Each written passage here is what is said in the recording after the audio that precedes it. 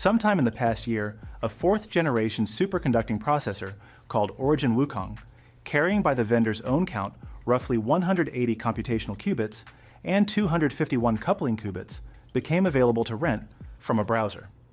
What was once a sealed national laboratory asset is now a billable cloud resource, accessible to any paying user with an internet connection. That single fact sets two wagers into direct competition, and pricing them honestly requires holding the physics and the distribution layer apart. One bet says public access is itself the durable asset.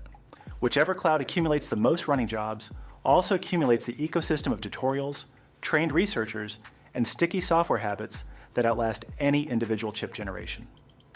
The rival bet says availability without low error rates mostly produces expensive noise, that renting time on a physically large but logically shallow machine advances the calendar without advancing the computation. What follows weighs those two bets against the evidence that exists, flags what is vendor reported versus independently confirmed, and names the specific catalyst that would move the line in either direction. The constraint that once locked Chinese quantum teams out of leading Western fabrication processes and cloud ecosystems pushed them toward building a parallel distribution layer from scratch. Origin Wukong's cloud debut is not just a hardware announcement, it is the moment that parallel layer went live for external users.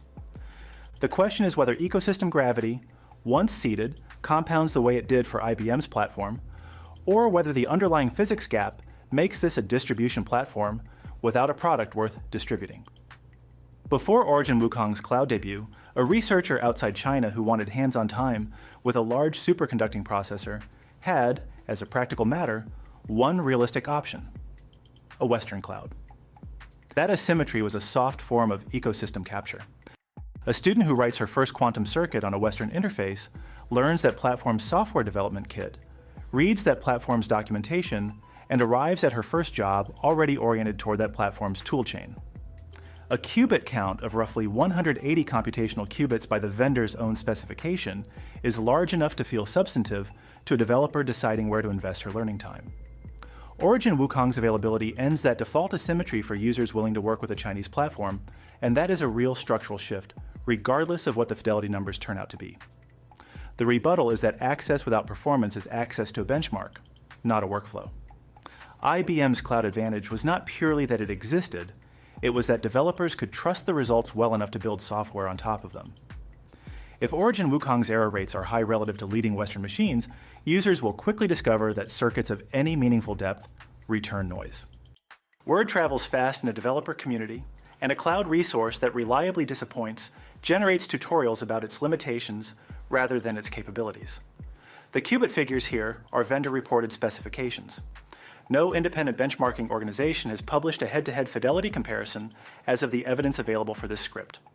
IBM's cloud quantum platform has been the subject of independent academic benchmarking over several years, with published calibration data researchers can inspect before running a single job. The comparison is therefore between a vendor claim for Origin Wukong and a longer record of third-party testing for IBM's platform, a structurally unequal evidence base. On the access question, the line moves modestly toward the ecosystem gravity bet. On the physics question, the line stays open because the evidence needed to price it has not yet been independently produced. IBM's Playbook is the template Origin Wukong's cloud launch is visibly following: open access, a documented programming interface, public job queues. That playbook worked. IBM's quantum platform now has a user base spanning universities on multiple continents, and the inertia of that installed base is a real competitive asset, one that took years and a sustained support commitment to build. The first mover on an open access quantum cloud captured developers, not because its hardware was definitively superior, but because it was the only option.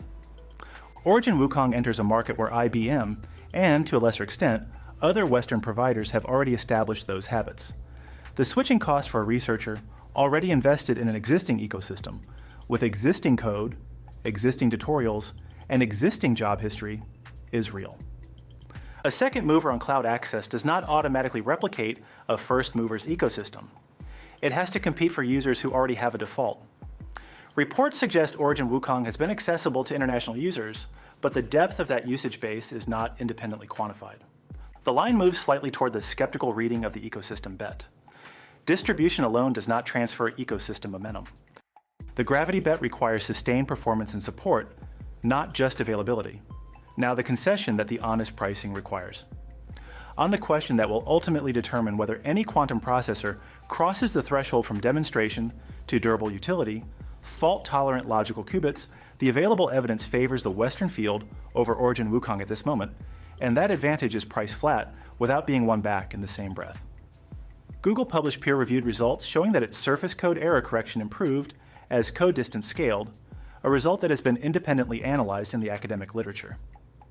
IBM has published a public roadmap with specific logical qubit milestones and has produced academic papers on error suppression techniques.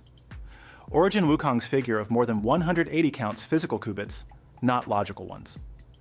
No peer-reviewed paper attributing fault-tolerant logical qubit operation to Origin Wukong's architecture appears in publicly available literature as of this writing.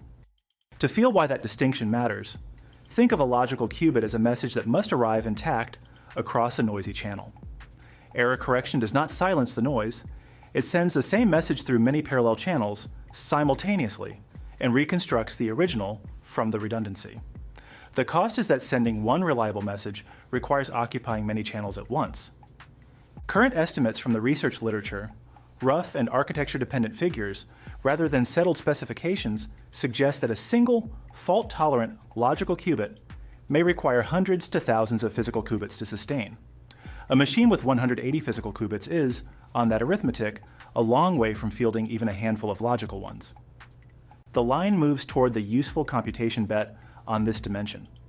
The ecosystem bet is being made from behind on the physics that will eventually determine whether there is something worth building on. And that is a probabilistic claim, not a demonstrated one.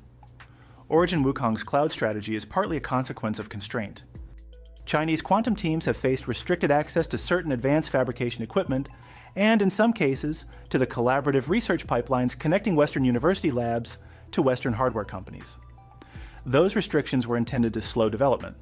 What they appear to have catalyzed instead is a decision to compete on the layer that was still open: distribution. Building a public cloud is not contingent on having the world's lowest error rate. It is contingent on having a processor large enough to be interesting and an internet connection. The access barrier that Western platforms exploited as a default moat, simply being the only rentable option, is the one that Origin Wukong's cloud launch directly attacks.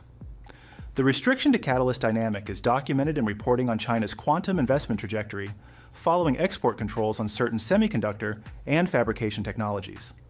The specific claim that Origin Wukong's cloud strategy was a direct organizational response to those restrictions is an inference from the timeline and strategic logic, not a documented internal decision, and it is flagged here as analytical framing rather than reported fact.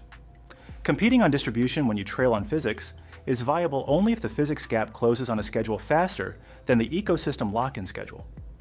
A qubit in superposition is maintaining a precise phase relationship with itself, two answers held in exact balance. Decoherence is what happens when the environment learns which answer it is. Every stray interaction, a fluctuation in the control electronics, a vibration in the cryogenic housing, is the environment taking a measurement the qubit did not consent to.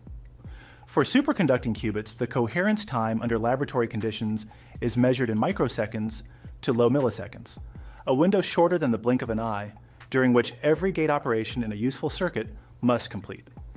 If leading Western platforms reach fault-tolerant logical qubit operation at commercial scale, while Origin Wukong is still accumulating users on a noisy physical machine, the distribution advantage inverts.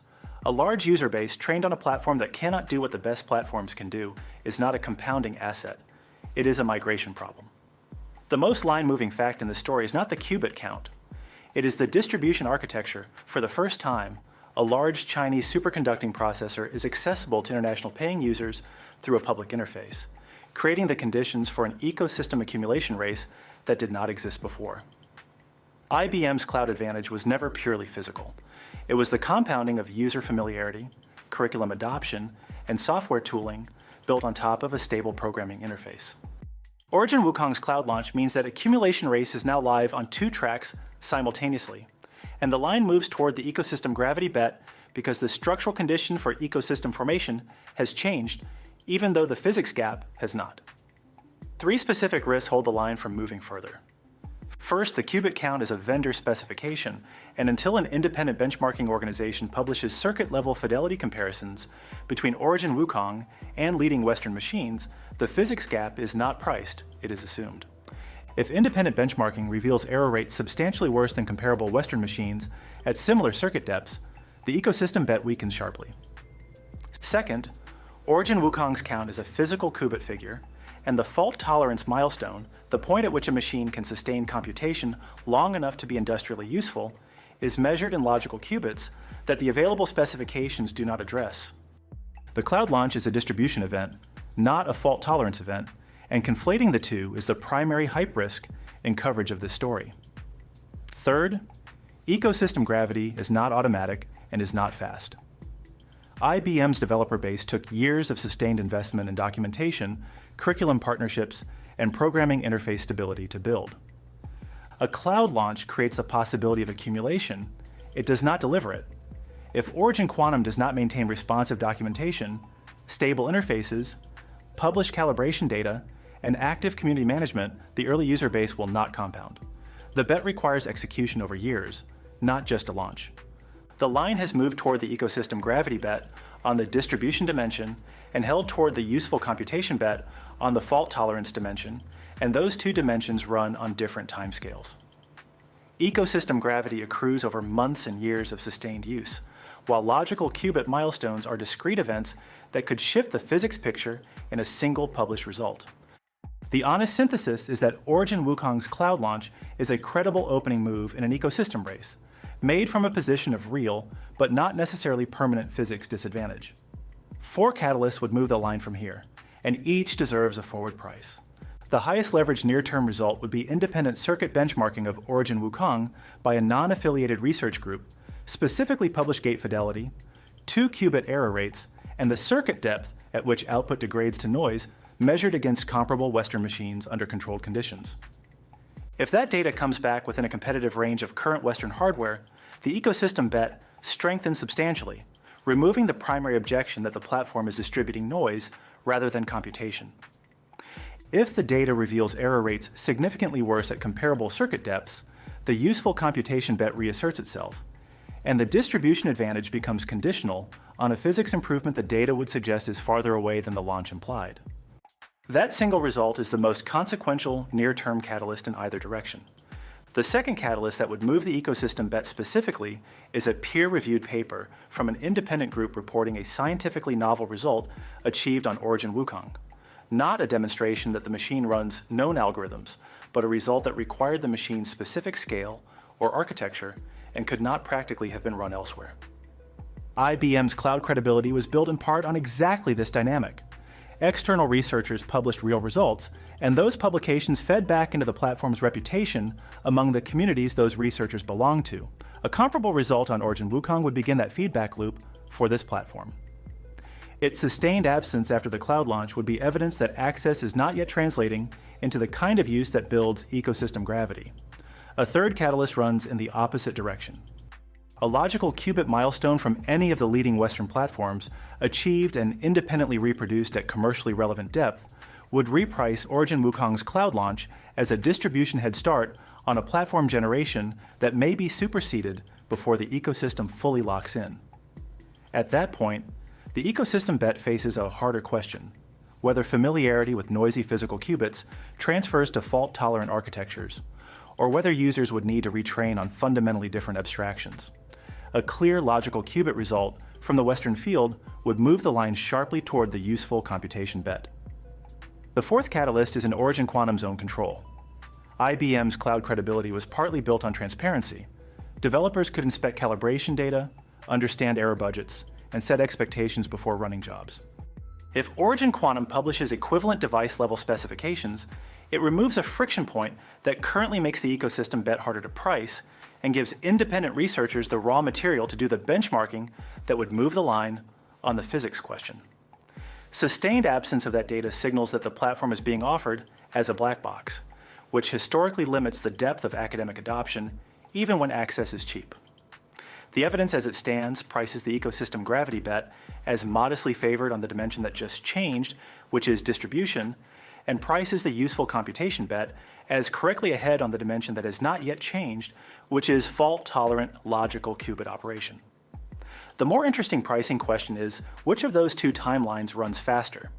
Ecosystem lock-in or logical qubit breakthrough? Because whichever arrives first sets the terms for everything that follows.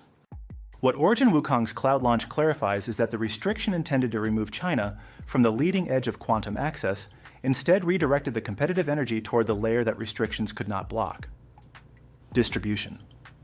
The moat IBM built by being the first open quantum cloud is the exact moat now being contested on the terms IBM invented by a platform whose development was partly shaped by not having IBM's options. Whether that redirection produces a durable competitive position depends entirely on whether the physics underneath it catches up before the ecosystem above it has any real weight to carry. The line has moved. Whether it moved on the dimension that will matter when the useful machines arrive is the question that the next benchmark result, or the next peer-reviewed logical qubit paper, will begin to answer. Which bet would you back? That ecosystem gravity compounds fast enough to matter before the fault tolerance gap closes, or that noisy physical qubits cannot build the kind of developer trust that makes access a real moat? Put your reasoning in the comments. If you want the odds called as the evidence moves, rather than after the consensus forms, subscribe. This channel prices the race while it is still live.